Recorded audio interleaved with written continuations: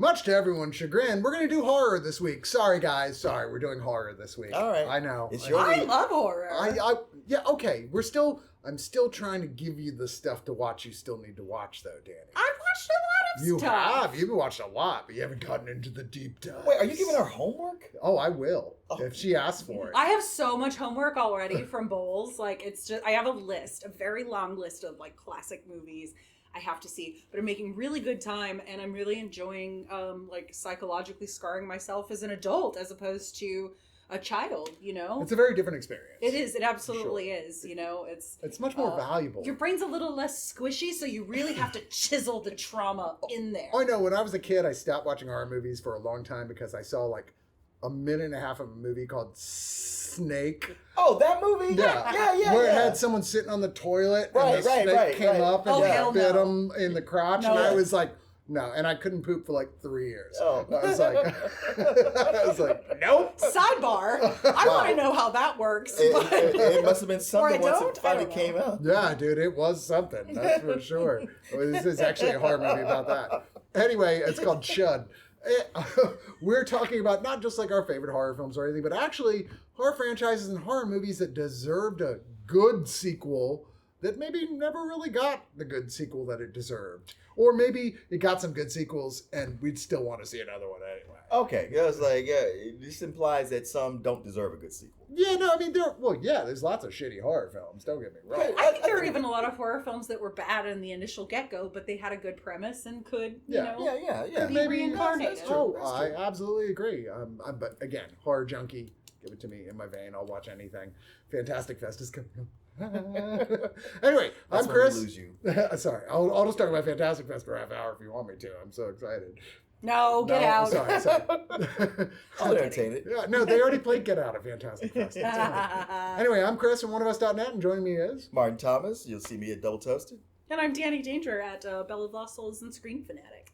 So we're going to just throw it out there. Our premises for what we think would be maybe a pretty cool way to relaunch a horror franchise, have a sequel to a horror franchise, or just a movie that never even got a sequel that should have one. Danny, why don't you just get us started off?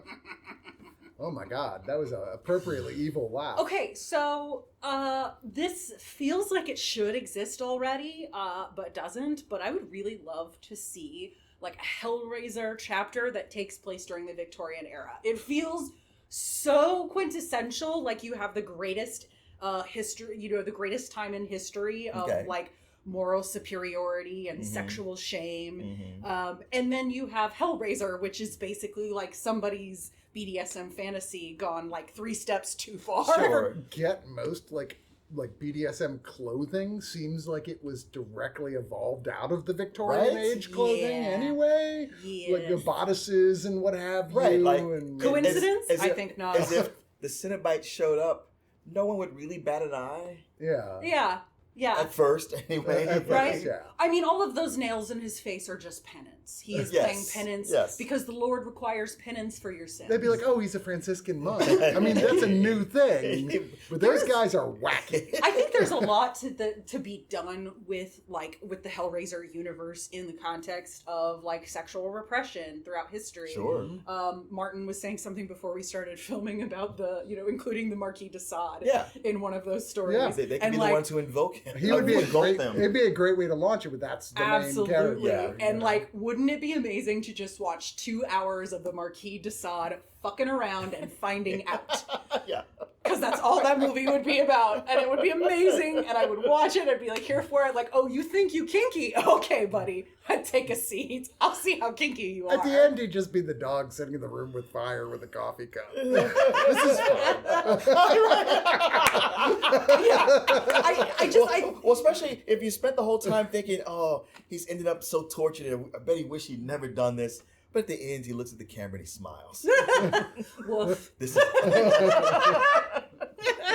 yeah, there's a lot I think to be done with the conversation about sexual shame and excess in terms of the Hellraiser universe that I would love to see play out. I'm thinking like a Penny Dreadful meets John Carpenter's sort of vibe, which I think could be really cool, and also just like really really like visually beautiful and like bonus points if you can get like a queer lead in, like a queer male lead, especially because I think that there's, you know, a lot of sexual repression of that time also like negatively affected queer people, and I think that like that's a really good actor cool. plays Hedwig. What's his name? Who wrote it? Oh, John Cameron Mitchell. John Cameron Mitchell is the new Pinhead.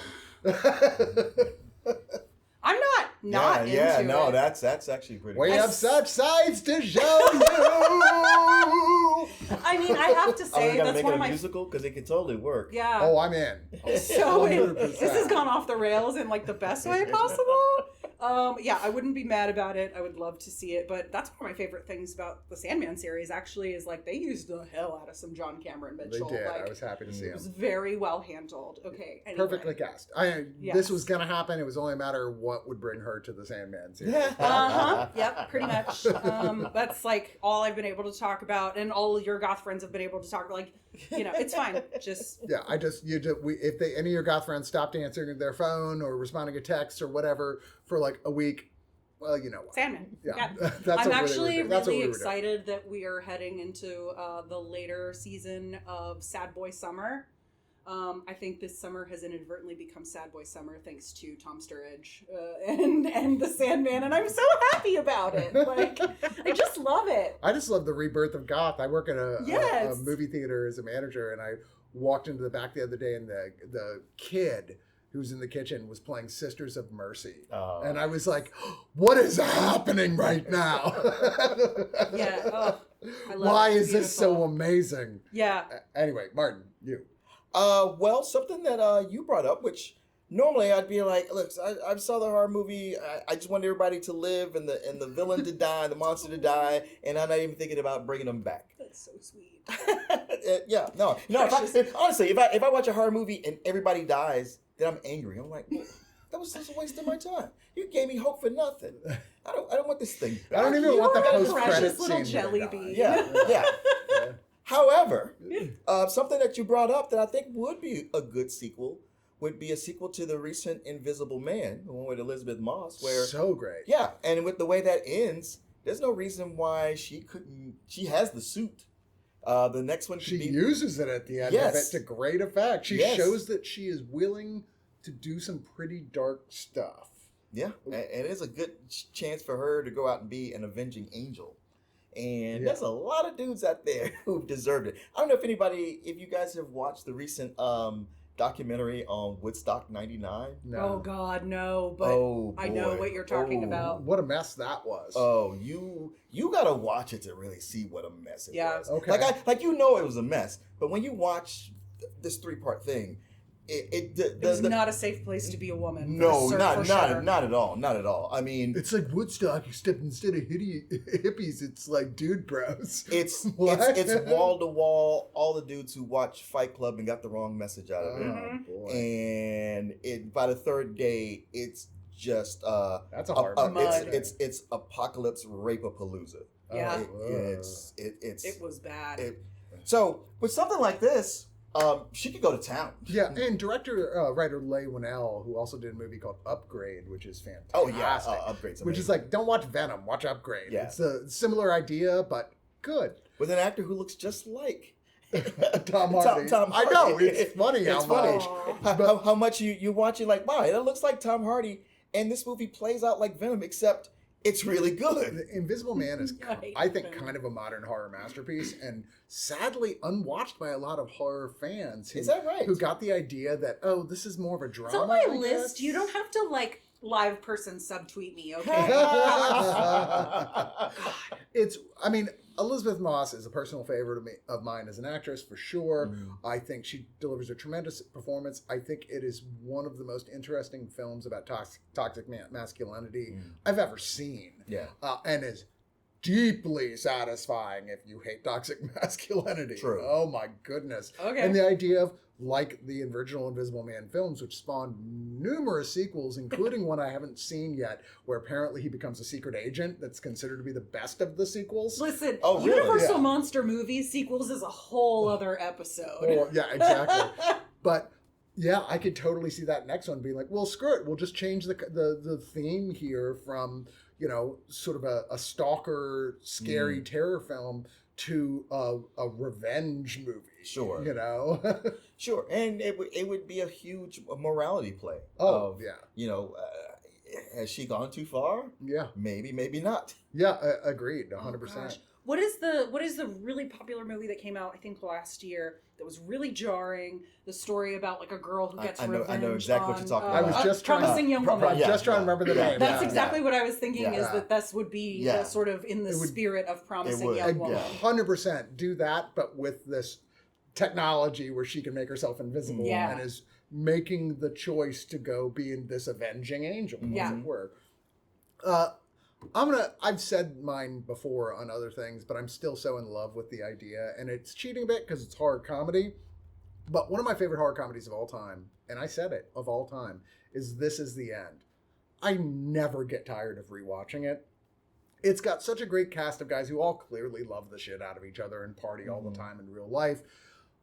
It's really funny apocalypse version of the story of these actors playing themselves, but heightened, exaggerated, or playing against what you'd expect them to be like. And, like Michael Cera playing this completely obnoxious, loud, entitled, drunken prick. And every time we see him in that's anything, what I expect from him. Well, you know what I mean. Every time you see him in everything, he's I know. quiet and, downplaying. So I'm like, okay, that's funny. But everyone dies in the end of that movie. How could you possibly do a sequel? Well, easily. The whole concept is meta as hell. Why not do it? It's the night of the premiere of This Is the End in Tokyo. Okay. It's a huge star-studded event with not only all these actors, but much more of the people we know from that world showing up playing exaggerated, but maybe in a different way of themselves. Like the actors original haven't played, like even against those types where they're actually a totally different type of person. But this is supposedly who they actually are. And they're all there, and it's a big thing. And there's a kaiju attack while they're there. Okay, all right. But don't even stop there. Like, they do it, they hide in a house that's haunted by J-horror ghosts. Like, what? And so the world is coming to an end in Japan. Okay. Through Japanese means. And with all these guys playing on that, they're aware of everything that happened in the first movie. You can play off of that. Yeah. Sarah has to get impaled again and go, what? What are the odds of this happening? Yeah, The idea just kills me. I'm like, I wish I had Seth Rogen's phone number. I'd just be like, dude, take a bong hit and let's talk about it. He'd be like, stop calling me in the middle of the night again. Is it the middle of the night? I can hear you breathing on the other line, guy. It wasn't breathing, it was... I'm in love with that idea. I think it'd be so much fun. I mean, the original one's not scary. It's all horror elements, but it's having fun with those horror elements. And I could see them having twice as much fun with that. I have a similar thing with Cabin in the Woods too, but don't get me started. Oh my god. As much as I would love for there to be another Cabin in the Woods movie, like I considering like all the social things surrounding Joss Whedon, like it's just wild to think about like how that movie was sort of like one of the last times that we could go and see a movie without the shadow of Joss Whedon's sins looming over us. I think it's a perfect movie. It's amazing. It's incredible. But you bring back Drew Goddard, who co-wrote the script with him. You know, I mean, I think it'd be fine anyway. And just shortly, I know I'm not going to try and pick two here, but like, so you saw on it all the other places because there's places around the world that have to do it as well. So one of the other places is doing it at the same time, and whatever they're doing, we see it where they realize what's just happened here, and they have to like move and revert their thing to fix the problem. I would love to see So the him movie, sell like that about IP. the top of the third act, is something stopping the apocalypse right here, or like first start, like you see the big hand come down, you see that shot at the top of the third act, and then you see whatever it is coming in, like going, oh, well, maybe it's not the end here. See, on the flip side of that, if he sold that IP, I think that would make a really cool series where you have like each location is like, for some reason, like that first instance sort of caused some sort of like event domino effect, and so now the organization is like struggling to keep all of these other sacrifice places from falling through, and like random shit just keeps happening where people keep escaping and people keep not making the proper You have to sacrifice. find a way for whatever that they do, and I've been thinking about it for years, but whatever they do has to be a way to save the world, to fix the problem, and stop the company from being in the cycle. Yes. Right, at the same time. So you have to do both because you're looking for a happy ending, which the first decidedly didn't have. Yeah. But how do you do that? You have to fix both those things, and it has to And be I think taking the second place at part the of same that time. would as make the a first great movie. through line for Yeah. a series. Yeah. Anyway, sorry, I did two. I cheated. Danny? No, it's fine. I don't have two. I only have the one. Oh, you only have the one? I have Which is why I was lots. like, how many ones? This is great. I have There's a lot of lots. chaos energy floating through the set That's this true. last, I don't know, 2 months. You got a in the bunch. world. I did. I pulled out a whole bunch of them, but Martin, you Yeah, get to go next. Oh, okay. So I'm going to take a sip of my beer while you do if that. there's a time when I don't mind a sequel so much, it's not so much a, hey, let's do what happens the next day, or so often it's a, let's do a repeat of what you just saw. But it's one of, let's see where things evolve.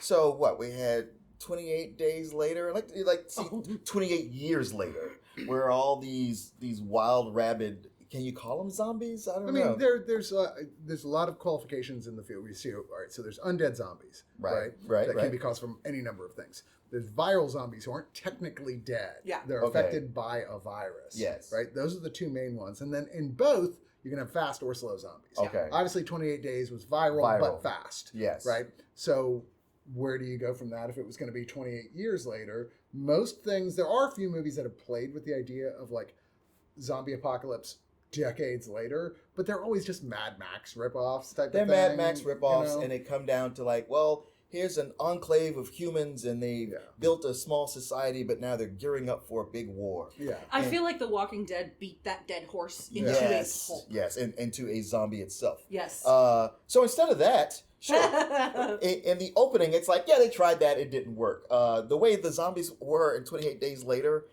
they're going to wipe out everyone who's human. So then it becomes, all right, well, there's nothing but you viral bitches everywhere. What happens now?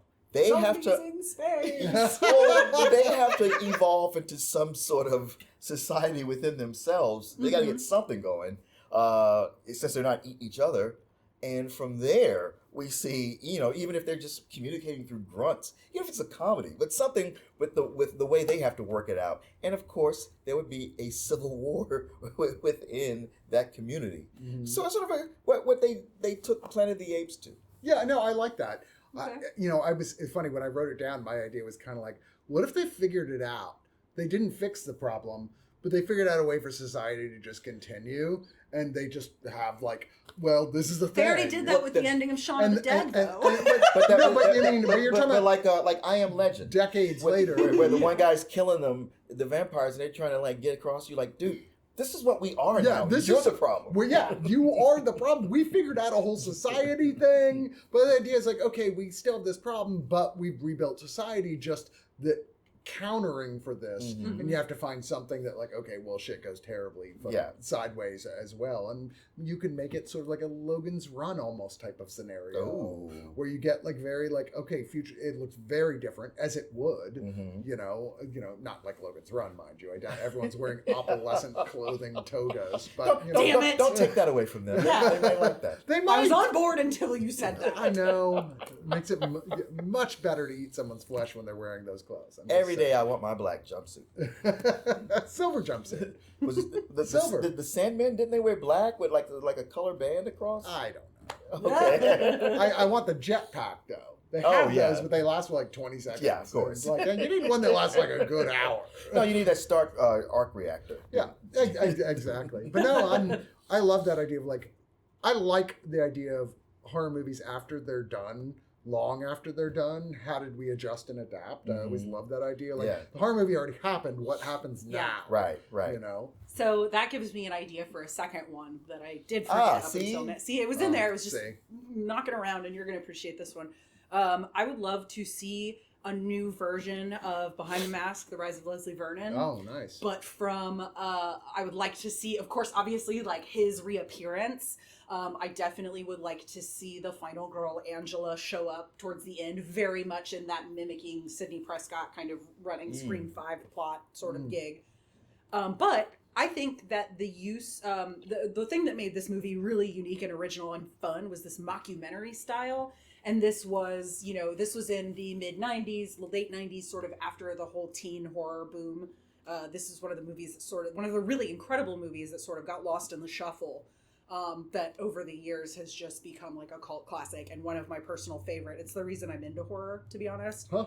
And I would love to see this premise. I would love to see Leslie Vernon, the serial killer, return and his story kind of taking a new twist on the angle of like a mockumentary with the use of social media and phones. There you go. I think just that aspect of it. I've seen the movie and I remember loving it, but I don't remember it well enough to know if he survived the end of the film. He survives. He survives in the credits. Okay. Like when you're watching the credits, they do the classic psycho comeback. Psycho killer starts rolling, and Right. and then he like gets up off the coroner's table and so supernatural. Just, like, walks so what away. do you? Maybe you do it like, well, what is that like now that you're an undead supernatural killer Exactly. instead of a human one? And I just love the following? idea of like all of the prep he was doing to like, you have to look like you're walking, but you're actually running, all of that cardio and silly stuff. I would love to see him also like accounting for social media, being like, you have to be really careful, make sure they don't have their phone up because, or wait till the final girl has her phone up because you want her to flash that picture and that selfie and just catch the glimpse of your mask in the flash. So you can't use super glue to keep your flesh on because then it just won't come off, right? You want to time it just right so that moment you're standing over the final girl, your skin just sloughs off your face. So Yeah. Velcro is really the way to go. And this is there. like theoretically the character's first supernatural rebirth. Yeah. So I would really just love to see the way that they handle that. And like the guy who directed the movie hasn't really done anything since, which I think is just that's so a goddamn weird. shame. That movie is considered widely a classic as Yes. a comedy horror. And so much of it is one of the best horror mockumentaries ever. Yeah, some of it really falls onto the director's shoulders. It has to be. Yeah. What year is this from? Oh, good lord. 97? Was it? Okay. Wait, it can't be all the way back then, really? Oh, she's got to look it up. Okay. Okay. Phone. Maybe we just have like the producer put it up in the credits. This is when it was. But Yeah, yeah, I mean, there's a lot. I mean, there's a handful of truly great horror documentaries. Man Bites Dog being the all-time best one for me. But like, But does that count as Okay, horror? 2007, Oh, yeah. not 1997. I What mean- is time even? when was the last time you watched it? No. It made me sick to my stomach. Oh yeah, it's But it's horrifying. but I What didn't is think- it? Man Bites Dog. Have not seen It's it. a French horror film, which arguably I- is the first found footage film. Yeah. Okay. I don't think it's horror though. Okay. It seems more thriller. It's a film, a documentary film Scares. crew following around a serial killer who's very gregarious and seemingly likable, but he's also like ends up being kind of a racist and douchebag too. But like they're following him around and slowly they get sucked into his world and sort of Okay, so this participating movie in is the basically murders. Man Bites Dog, but without the racism. Yeah, pretty much. I love that. Cool. Yeah. I'm gonna throw one last one before we finish, real quick out there, which is just because I love the idea of just the title reverse. Like It Follows was obviously a big hit in theaters with people. So follows It It. Follows. So why not Follows It? Where Yeah. the idea is this whole thing where this is a paranormal thing that's unlike anything we've seen before in horror. That's one of the reasons it was so big. It was like, oh, what a neat idea! It's a invisible sexually transmitted disease that Haunted stalks STI. you Yeah. that very slowly, but it's gonna get you eventually. It was a cool idea and it was Very cool. genuinely scary and fun, and people made fun of the Scooby-Doo trap, but that was one of the best things about the movie. So I loved it so much. They were high school kids or just after high school. Of course they came up with the Scooby-Doo trap. Sure. But I was like, what if like after all this happens, like the survivors, like I need to, which they would, they'd be like, okay, I need to find someone who can help me. So they start involving parapsychologists, and they're like, we're gonna track this thing down and destroy it. So not It Follows It. Yeah, So yeah. it's them going on that, trying to figure out a way to trap this thing, to learn what it is, and then of course nothing works out well for No. I really feel like there's a place in that script for a porn director to really get some good comedy lines. Yeah. Because if you're obviously trying to report, like if you're obviously trying to document in the name of science the process of it follows mythology, like you're gonna have to film people fucking. And who are these parapsychologists gonna find? You got a porn director who wants to do this. break into legitimate documentarianism. So he's like, let me film it. I don't know if there are any porn directors that see the monetary payoff in that. Just not to break your heart, but I mean, I don't know any, so I don't want to. I won't cast aspersions. I don't know. It could be. Aren't there some called the Dark Brothers? That sounds like like they'd be into that. That's too deep for me. I don't know. I don't know. What? I heard that from someone. Martin told me about it one day years ago. He must have forgotten. Yeah. Oh yeah. Sure. Yeah, we were at a strip club, and he's like, "You heard of the Dark Brothers?"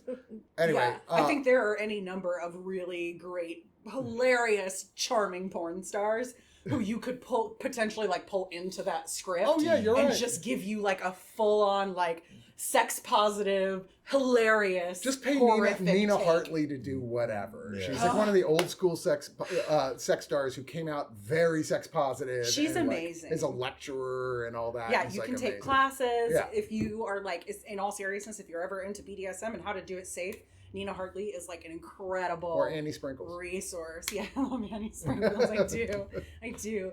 Or Asa Akira is fucking hilarious. We She know does the Pornhub way podcast. too much about this. I don't. I know. I could know more, and I ain't got no shame about it. But I mean, just for the numbers pull and how fucking funny she is, Asa Akira in that kind of a movie. Oh yeah, would just be the funniest shit in the whole world. I agree. I'm 110% here for So it. she's sold. You're sold on follows it as Yeah. the Yes. concept. All right, someone talk to the director and say, "Look, we've got your idea. It's Yeah. right here." Well, I mean, it follows with the sex thing into there, keeping that as part of it. Everything. It's a perfect idea. And all of our ideas. No, are the perfect idea is ideas. great. Now if you could just bring the money. So we will come back with a bonus video with a few other things because I have some ideas I want to throw at them and see what they have to say about them, if they're going to make fun of them or not. That you can watch on oneofus.net. If you're a Brown Coat subscriber or above, you can watch that bonus video and we'll talk about some more of that. But thank you. I'm Chris, of course. Joining me is Martin Thomas. And I'm Danni Danger. which you can read to see Martin at doubletoasted.com, right? Yeah, .com, right? Yeah. Get you there. .website. And Danni Danger is at Belle of Lost Souls. Yeah. Amongst other things. Bulls, Screen Fanatic. Yeah. No, not Screen Fanatic. Wait, yeah, Screen Fanatic. What about the other That's thing? the one. The Street. The I write Street. about lots of things. She's from the street. Yeah, no, Tell it's me about Wall the street. It's Wall Street. Don't let it sound bad. I assume Sesame. Yes, sometimes.